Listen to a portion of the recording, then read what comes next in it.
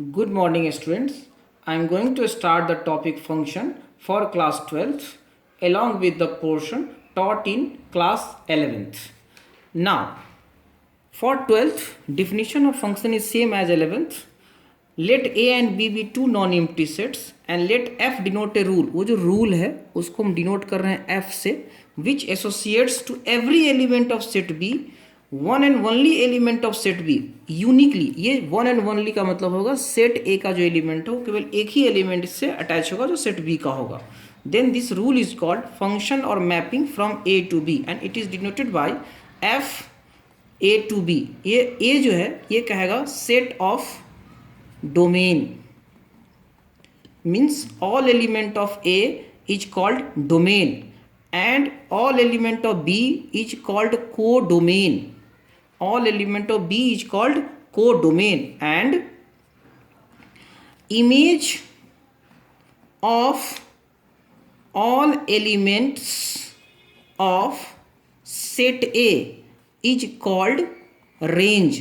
यानी कि set एक एलिमेंट का जो इमेज आएगा उसके कलेक्शन को हम लोग क्या बोलेंगे, रेंज बोलेंगे. तो जब ऑब्जर्व करेंगे तो क्या देखेंगे कि range is subset of codomain, means may be range is equal to codomain और may be range is less than codomain, means may be some element is more than in codomain.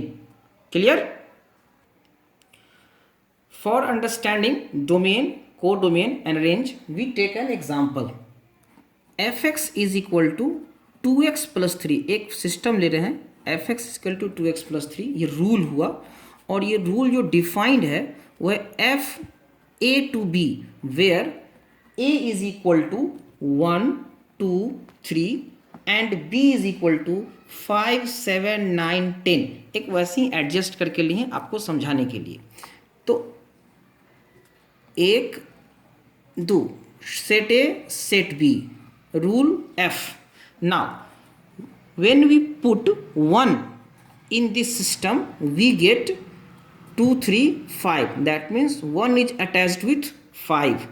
When we put 2 we get 7, that means 2 attached with 7. When we put 3 we get 9 and remaining is 10, क्योंकि यहाँ पर एक element और यहाँ पर छुपा हुआ था 10. तो ये जो कलेक्शन है सेट ए का ये कहलाएगा डोमेन. इसका दूसरा नाम है इनपुट, एक और नाम है प्री इमेज. इसका प्री इमेज. जब हम इधर आते हैं तो जो अटैच्ड है, जो टर्म अटैच्ड है उसी को बोलते हैं रेंज, यानी कि इमेज. इनपुट का जो सेट है इमेज का वो कहलाता है रेंज और पूरा जो पॉसिबल है वो कहलाता है कोडोमेन. कोडोमेन मतलब क्या होता है, टोटल पॉसिबल आउटकम्स. रेंज जो एक्चुअल आउटकम्स है.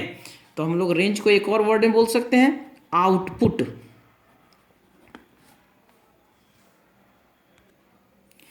ज्योमेट्रिकल मेथड और graphical method to check whether a given expression is function और नॉट.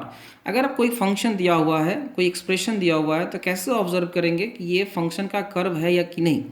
तो हम क्या करेंगे, इसका कंडीशन लेंगे कि draw a line parallel to y axis if it intersect at only one point,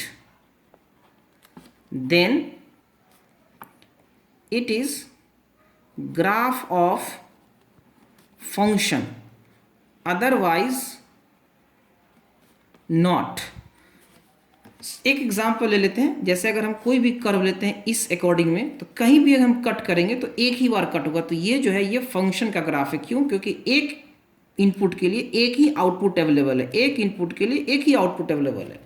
लेकिन अगर कोई कर्व इस अकॉर्डिंग है तो यहाँ पर जो हम कट करते हैं पैरेलल टू वाई एक्सिस तो एक ही इनपुट के लिए एक आउटपुट यहाँ मिलता है और एक आउटपुट यहाँ मिलता है. यानी कि अगर इसका वैल्यू अगर हम मान लो x1 लेते हैं और यहाँ पे ये जो पॉइंट होगा ये y1 होगा और ये y2 होगा तो एक ही x1 के साथ y1 भी मिल जाएगा और एक ही x1 पे y2 ही मिल जाएगा. यानी कि एक ही इनपुट के लिए दो आउटपुट मिल जाएगा. तो ये फंक्शन नहीं होगा.